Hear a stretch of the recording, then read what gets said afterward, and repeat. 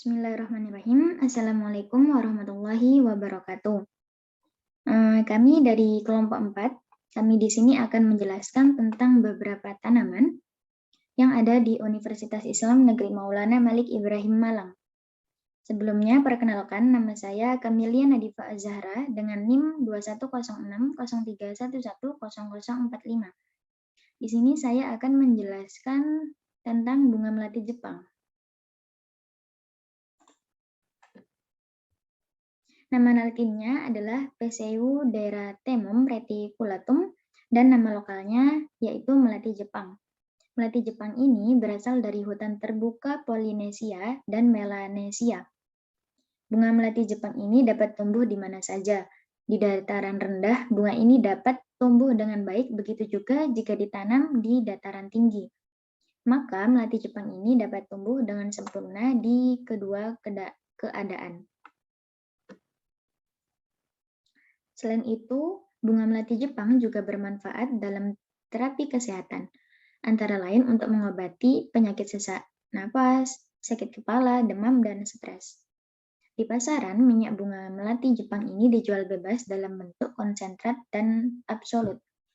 Dalam bentuk konsentrat sendiri, minyak bunga melati Jepang ini masih banyak mengandung zat warna, lilin, dan berbagai komponen-komponen penyusun dari minyak astiri. Sedangkan dalam bentuk absolut, komponen-komponen tersebut telah mengalami pemisahan lebih lanjut atau telah mengalami pemurnian. Kemudian manfaat bagi kesehatan. Yang pertama ada sesak napas.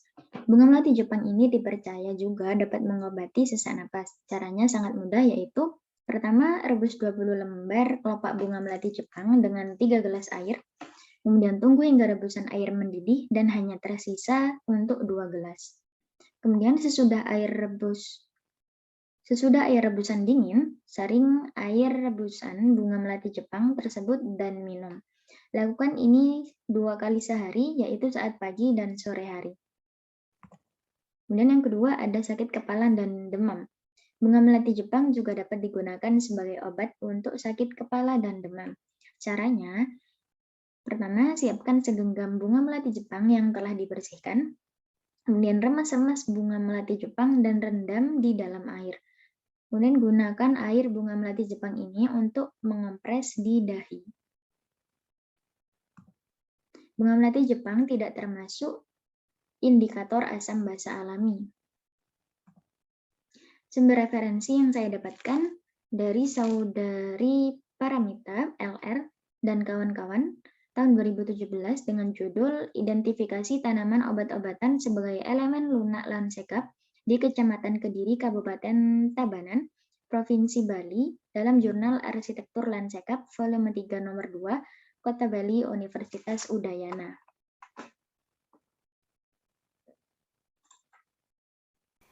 Baik, bunga selanjutnya di sini ada bunga kitolot. Bunga kitolot ini sendiri kita temukan di sekitar belakang gedung C, yang kemudian kita searching menggunakan Google Lens dan ditemukan nama dari bunga ini atau tanaman ini, yakni kitolot. Kitolot ini dikenal dengan daun sapu jagat karena tanaman ini termasuk tanaman yang liar. Kemudian daripada itu, tanaman ini berasal dari Hindia Barat yang mudah didapatkan, serta tumbuh di tempat yang lembab seperti di pekarangan rumah, di tepi selokan, sawah, bahkan di pinggir jalanan. Di mana dalam kehidupan masyarakat ini, khususnya pedesaan, kitolot dipercaya dapat menyembuhkan beberapa penyakit sehingga sering digunakan sebagai obat alternatif.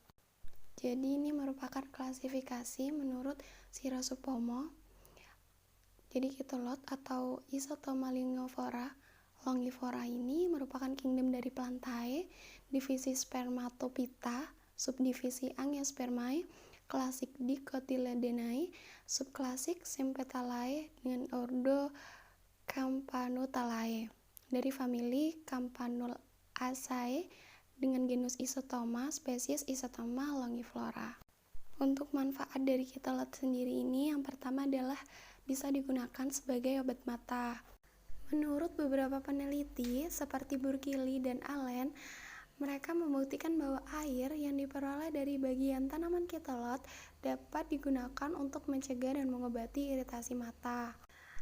Dengan cara daun dipotong kecil-kecil, kemudian direndam ke dalam air semalaman, lalu rendaman tadi dimasukkan ke dalam wadah yang dapat digunakan sebagai tetes mata. Yang kedua, dapat digunakan sebagai obat sakit gigi. Jadi kitolot ini kan dipercaya meredakan sakit gigi dengan cara ambil 2 lembar daun kitolot, kemudian tumbuk hingga halus. Setelah itu diletakkan ke dalam gigi yang berlubang. Yang ketiga, dapat digunakan sebagai obat merah. Daun kitolot ini kan dapat dipercaya membantu mempercepat penyembuhan dari luka luar karena dia sebagai antibiotik alami. Jadi dapat mengobati luka ringan seperti lecet ataupun robek. Caranya ini dengan menumbuk daun dan membalurkan pada luka dan area sekitarnya. Yang terakhir, kitolot ini dapat sebagai obat radang tenggorokan. Caranya dengan merebus 3 lembar daun kitolot yang sudah dicuci bersih, lalu dicampurkan dengan 2 gelas air, kemudian diminum 2 kali sehari. Untuk kandungan dari senyawa kimia yang ada pada daun kitolot ini sendiri, yakni ada alkaloid, saponin, flavonoid, tanin, dan polifenol. Menurut Ebadi tahun 2002 menyatakan bahwa tanaman yang mengandung senyawa alkaloid, flavonoid, tanin, dan minyak atsiri diduga berpotensi sebagai daya antifungi. Kitolot ini sendiri tidak dapat dijadikan indikator asam maupun basa. Untuk referensi yang saya pakai ini merupakan skripsi dari Robihatul Awaliyah tahun 2001 dengan judul Uji Aktivitas Ekstrak Etanol 70% daun kitolot terhadap penyembuhan luka sayat pada mencit.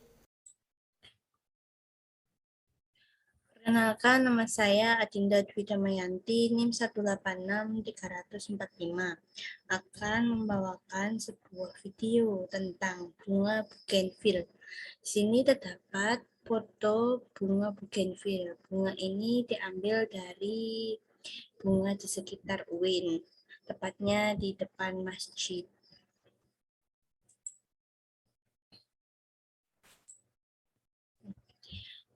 Bunga bougainville atau bunga kertas, nama ilmiahnya adalah bougainvillea, adalah tanaman hias populer. Bentuknya berupa pohon kecil yang sukar tumbuh tegak. Keindahannya berasal dari seludang bunganya yang berwarna cerah dan menarik perhatian karena tumbuh dengan rimbunnya. Seludang bunga ini kerap dianggap sebagai bagian bunga, walaupun bunganya yang benar adalah bunga kecil yang terlindungi oleh seludang. Ciri-ciri bunga bougainville. Daunnya merupakan daun tunggal yang bertangkai dan duduk berhadapan serta memiliki bentuk daun yang bulat dan ada juga yang berbentuk elips dengan ujung daun yang runcing dengan sisi yang sama. Panjang daunnya sekitar 4-10 cm dan lebarnya adalah 2-6 cm. Batangnya keras dan berduri tajam, serta bercabang-cabang. Biasanya batang bunga bougainville ini memiliki tinggi kurang lebih 5 hingga 15 meter. Bunga ini memiliki banyak warna sesuai dengan jenisnya. Ada yang warna merah, merah muda, kuning, dan ada juga yang warna putih serta ungu. Bunganya memiliki bentuk yang kecil dan memiliki 3 kelopak, dan di setiap satu bunga ini pasti memiliki daun pelindung dengan ukuran yang besar. Bunga ini sangat tipis, maka tak heran jika sering disebut-sebut sebagai bunga kertas. Biasanya bunga bougainville ini akan menggugurkan daun-daunnya ketika sedang berbunga. Bersumber pada http. Arti dan makna filosofis bunga bougainville. Bunga yang berasal dari Amerika Selatan ini memiliki arti kasih sayang, baik untuk anak, orang tua, pasangan, maupun lainnya. Menurut Feng Shui, bunga ini memiliki kebaikan untuk seisi rumah, namun jika ingin menanamnya harus memilih warna yang tepat. Manfaat bunga bougainville. 1. Dapat mengobati bisul. Caranya yaitu cuci bersih kelopak bunga kertas, lalu campurkan dengan daun cocor bebek dan tempelkan keduanya pada bisul. Lakukan ini secara rutin sampai bisulmu mengempas. Yang kedua yaitu obat resisten insulin, yaitu bunga kertas memiliki kandungan senyawa pinitol yang dipercaya dapat menyembuhkan masalah resistensi insulin. Untuk mengatasinya, keringkanlah terlebih dahulu kelopak bunganya, lalu dijadikan sebagai teh, diseduh dengan air hangat. Yang ketiga yaitu mengobati biang keringat, yaitu dengan cara masukkanlah bunga kertas, daun sirih, dan daun lidah buaya yang sudah dicuci bersih ke dalam satu wadah. Lalu rebus sampai mengental dan dinginkan. Oleskan cairan ketiga tanaman ini secara teratur pada gatal-gatal pada tubuhmu.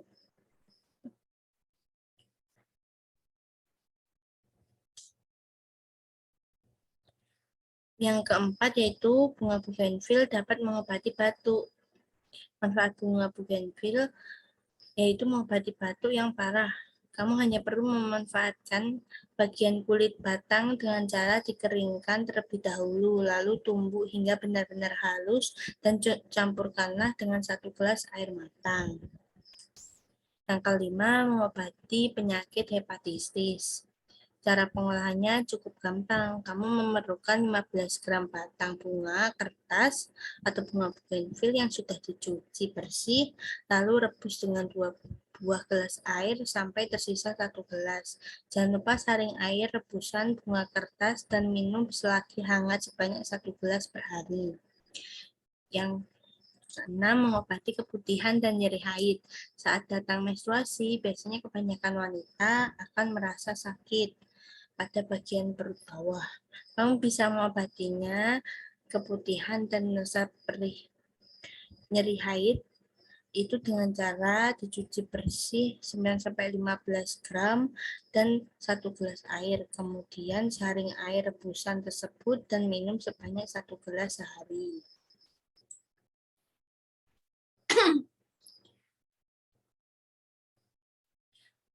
Yang ketujuh, dapat mengatasi masalah pencernaan.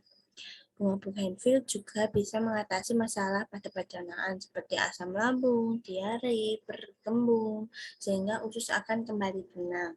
Cara pengolahannya yaitu merebus beberapa lembar daun dengan 3 gelas air. Tunggu sampai mendidih hingga tersisa setengah gelas saja.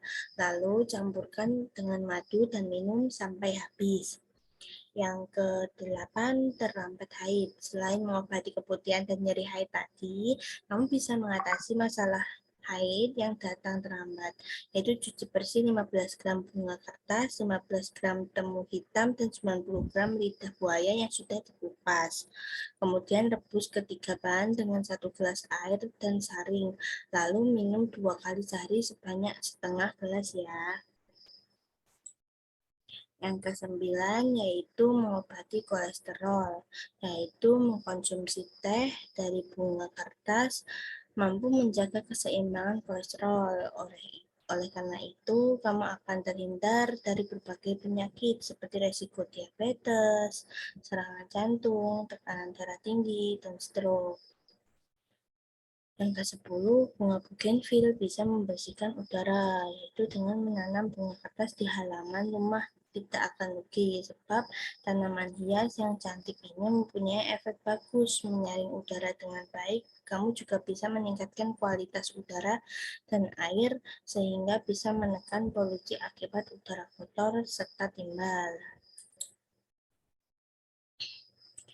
Bunga bougainville ternyata bisa dijadikan sebagai indikator alami Indikator alami bunga bugenvil dapat digunakan sebagai indikator karena pH indikator berada pada posisi asam, mendekati netral pada trayek pH, dan ketika diujikan dapat terjadi perubahan warna, sehingga dapat digunakan sebagai indikator untuk menguji suatu larutan, termasuk asam atau basa.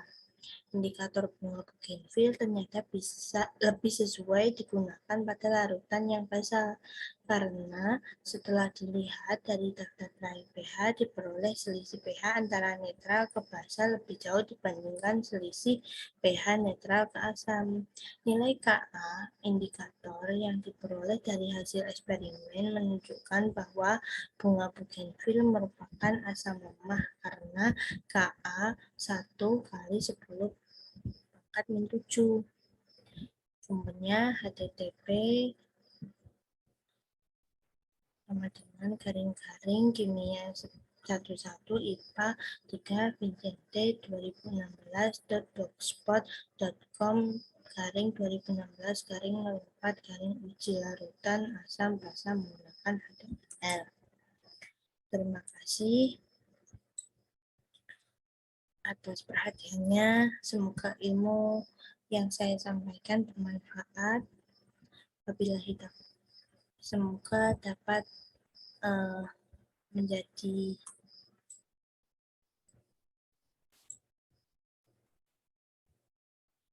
tambah wawasan.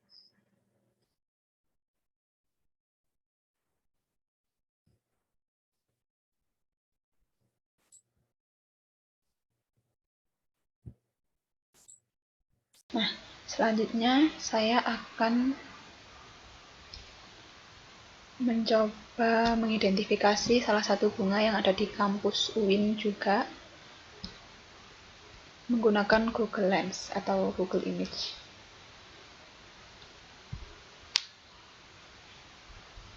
Nah, ini merupakan bunga yang saya cari menggunakan Google Lens. Ditemukan bahwa bunga ini namanya bunga periwinkle. Nah, sebelumnya saya sudah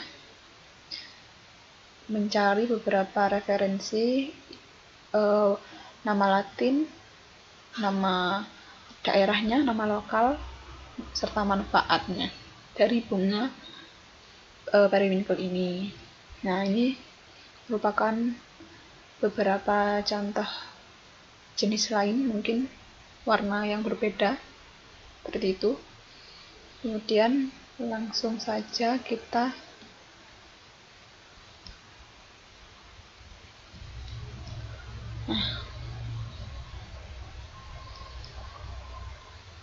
Charanthus rosés atau bunga tapak dara. Bunga vinca atau dikenal sebagai periwinkle ini tumbuh di daerah tropis seperti di Indonesia, Australia, Inggris, serta benua Amerika. Di Indonesia sendiri, bunga ini juga dikenal sebagai bunga tapak dara. Jadi periwinkle tadi kalau di Indonesia itu namanya bunga tapak dara, sedangkan periwinkle sendiri itu nama Inggris, nama dari negara Inggrisnya begitu. Menurut yang saya baca.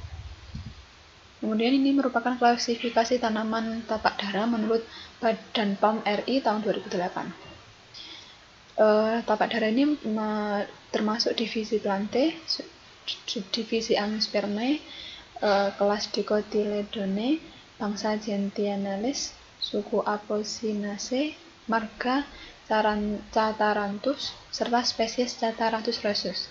Ini Catharanthus rosés merupakan nama ilmiahnya dari bunga tapak dara ini.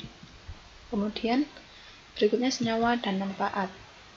Menurut Desisa tahun 2001, tapak dara digunakan untuk meredakan nyeri otot, obat depresi, obat sistem pusat, menghilangkan bengkak akibat sengatan tawon, obat mimisan, gusi berdarah, bisul, dan sakit tenggorokan.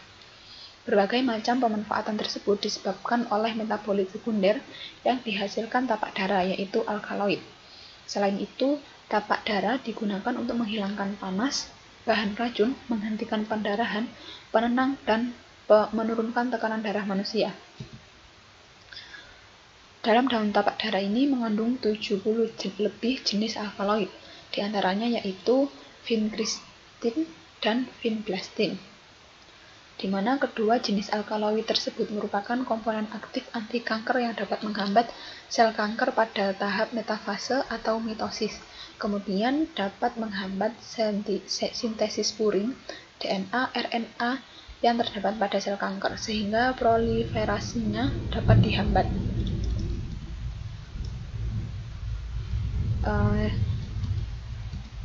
Sumber referensi yang saya gunakan ini merupakan skripsi dari saudari Ayu Suraduhita dengan judul Sitotoksisitas ekstrak etanol daun tapak dara terhadap selen kanker serviks dan selen kanker payudara dari Universitas Atma Jaya Yogyakarta. Mohon maaf gitu. Berikutnya akan dijelaskan oleh rekan saya.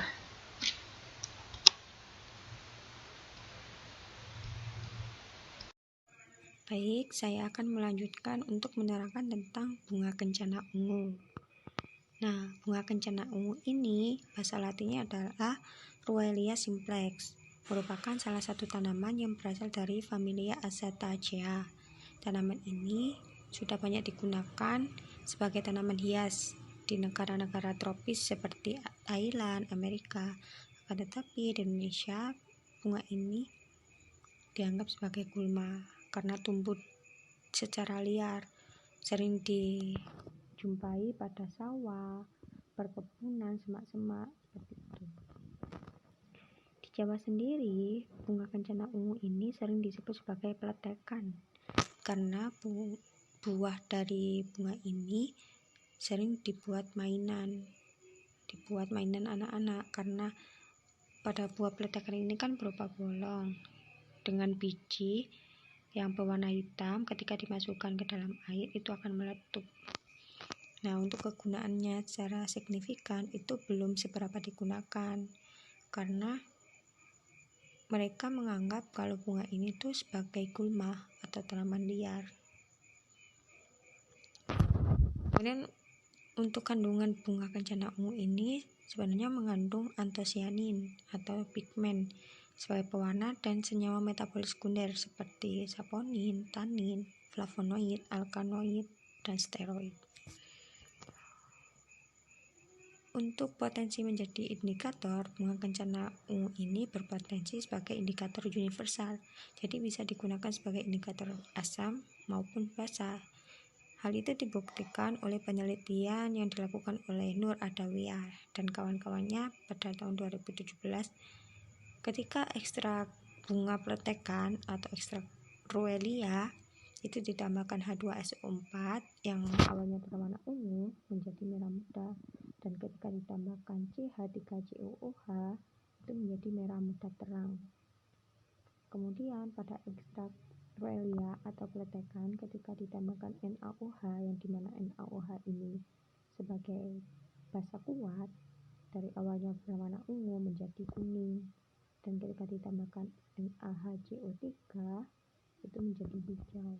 Dari sini kita bisa lihat bahwa ekstrak Ruellia atau bunga peletekan maupun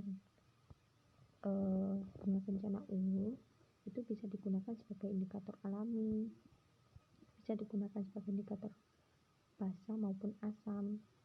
Nah, dari penjelasan tadi itu saya mengambil dari beberapa referensi seperti pada ini proceeding seminar dari Nur Adawiyah, Sari, dan ada blog dari Jawa Tengah. Hibiscus rosa sinensis L, atau kita lebih sering menyebutnya dengan bunga sepatu. Ada yang pernah lihat? Ini banyak sekali tumbuh di sekitar lingkungan kita. Ya. Utamanya di halaman UIN. Ini pasti ada. Nah, jika kita menyebutnya sebagai bunga sepatu atau di wilayah kita, nah di wilayah Indonesia lain, maksudnya di pulau-pulau Indonesia yang lain, misal Sumatera, Jawa, Bali, Nusa Tenggara, itu memiliki panggilan atau sebutan yang berbeda. Misalnya di Pulau Sumatera tepatnya di Aceh, menyebut kembang sepatu sebagai bungong roja. Kemudian di Batak Karo menyebutnya bunga-bunga. Di Nias ada soma-soma. Dan Mentawai itu menyebutnya bekeju. Lalu di Pulau Jawa, kembang sepatu. Nah, ini Betawi juga menyebutnya kembang sepatu. Di Sunda, kembang wera. Di Jawa Tengah juga sama, kembang sepatu. Nah, di Madura itu menyebutnya bunga rebong. Lalu bagaimana dengan di Bali? Di Bali menyebutnya waribang. Lalu di Nusa Tenggara, tepatnya di Sangir, menyebut bunga sepatu dengan ebu hanga. Dan di timur itu bunga cepatu. Nah, sangat bervariasi nama-nama lokal dari bunga sepatu. Tapi kita lebih familiar menyebutnya dengan kembang sepatu atau bunga sepatu gitu ya. Lalu bagaimana klasifikasi dari bunga sepatu ini? Nah, yang pertama ada divisi, itu termasuk dalam Spermatophyta. Kemudian subdivisi adalah Angiospermae. Angiospermae itu tumbuhan berbiji tertutup, ya kan? Selanjutnya ada kelasnya Dicotyledon. Ordonya Malvales, famili Malvaceae. Genusnya Hibiscus, kemudian spesiesnya adalah Hibiscus rosa sinensis L. Nah, seperti itu. Nah, di dalam bunga sepatu tersebut ada kandungan-kandungan kimianya. Nah, jika kita melakukan penelitian, nah itu bunga, daun, akar Hibiscus rosa sinensis itu mengandung flavonoida. Nah, daunnya itu juga mengandung saponin dan polifenol. Sedangkan pada bunganya itu mengandung juga polifenol. Sedangkan pada akar itu mengandung tanin, saponin, scopoletin, cleomycosin A dan cleomycosin C. Nah, pada bunganya itu juga ada antosianinnya. Nah, antosianin ini ada manfaat besarnya. Nah, seperti yang saya katakan tadi, bahwa kembang sepatu ini memiliki khasiat utamanya untuk kesehatan. Ini telah dilakukan sebuah penelitian bahwasanya kembang sepatu ini dapat menurunkan tekanan darah. Nah, bagaimana bisa gitu?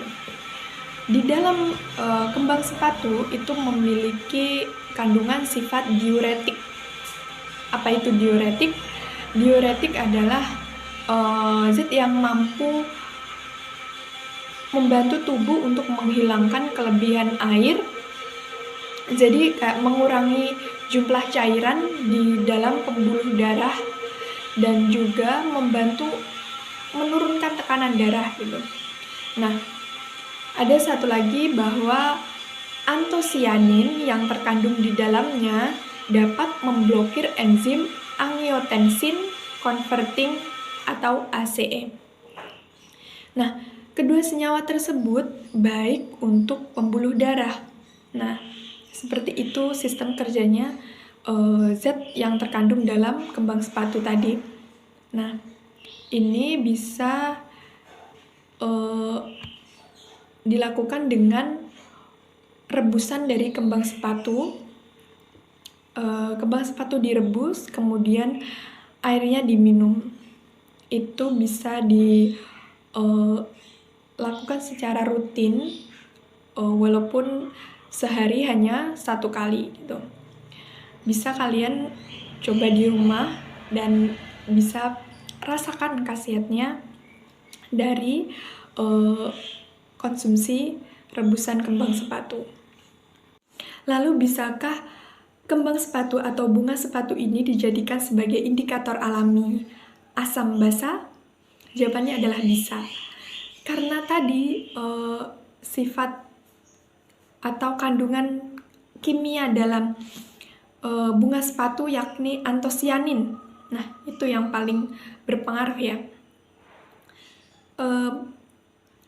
Yang bisa dijadikan indikator adalah dari ekstrak bunga atau pada mahkota bunganya. Nah, ini dalam eksperimen atau percobaan praktikum, pengekstrakan dilakukan dengan pelarut metanol atau asam asetat. Nah, dari praktikum ini dihasilkan indikator atau hasil indikator menunjukkan bahwa perubahan warna dalam larutan asam akan berwarna merah, sedangkan pada larutan basa akan menunjukkan warna hijau. Jadi ketika ada larutan kemudian diberi ekstrak kembang sepatu, itu akan berwarna merah menunjukkan bahwa larutan tersebut asam, dan berwarna hijau yang menunjukkan larutan tersebut adalah basa. Nah, perubahan warna yang terjadi itu disebabkan oleh antosianin. Nah, dalam strukturnya mengandung kation favilium, dapat terjadi perubahan warna karena ada perubahan bentuk struktur yang disebabkan oleh pH. Itu. Jadi, selain untuk khasiat kesehatan, kembang sepatu juga dapat dijadikan sebagai indikator alami asam dan basa. Selanjutnya, saya Nadia Salina Fayuh Salsabila dengan NIM 210603110044 akan menjelaskan tentang tanaman Plumbago zeylanica atau daun encok. Nama latin Plumbago zeylanica, nama lokal daun encok. Di daerah mana dan dipakai apa? Nah, daun encok ini ada di Indonesia, dan daun ini memang bisa bermanfaat baik bagi yang saat ini sedang terkena encok atau sakit nyeri pada persendian, baik itu nyeri punggung, pinggang, maupun sendi lainnya. Daun ini memiliki rasa pahit, tonik, dan bersifat beracun. Karena itulah, bagi kalian yang ingin memanfaatkan daun encok untuk pengobatan pribadi, kalian tidak boleh menggunakan atau menempelkan daun encok hingga terlalu lama. Maksimal penempelan hanya 30 menit saja, karena untuk menghindari kulit tidak melepuh. Walaupun beracun, tanaman ini bermanfaat baik. Ini semua disebabkan oleh banyaknya kandungan kimia daun encok itu sendiri. Manfaat bagi kesehatan. 1. Sebagai obat alami rematik, yaitu dengan siapkan segenggam daun encok, lalu bersihkan dengan air dan tumbuk halus.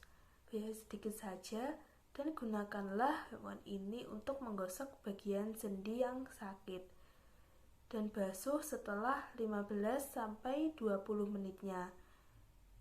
Yang kedua, untuk obat alami sakit kepala, yaitu dengan ambil daun encok, kemudian pipis daun ini dan beri sedikit minyak kelapa murni dan gunakan ke bagian pelipis.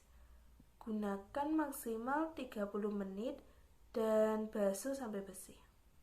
Yang ketiga, untuk mengobati penyakit kulit, yaitu dengan siapkan akar tumbuhan daun encok secukupnya, cuci sampai bersih dan haluskan, lalu ditambahkan air dan susu sepenuhnya.